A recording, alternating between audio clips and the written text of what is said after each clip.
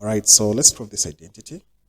Let's work with the right-hand side of this identity. So right-hand side. So on the right-hand side, we have a sine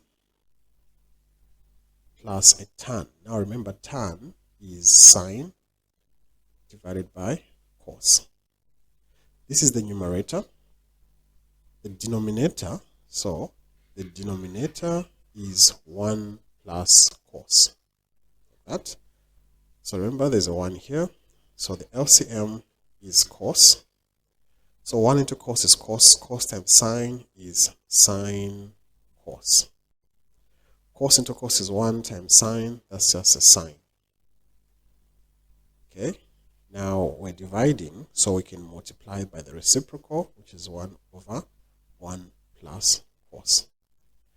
So in the numerator of this fraction, we can factor out what is common, which is a sine. So sine is common, factored out.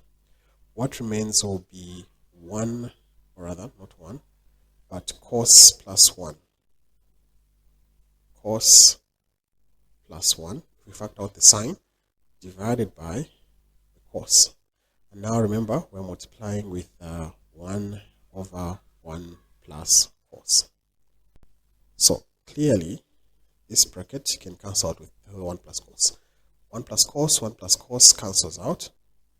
So the only thing we remain with in the numerator is a sine, and the only thing we remain with in the denominator is a cos.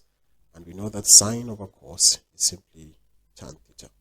And this shows that this is equal to the left-hand side. So this identity is shown.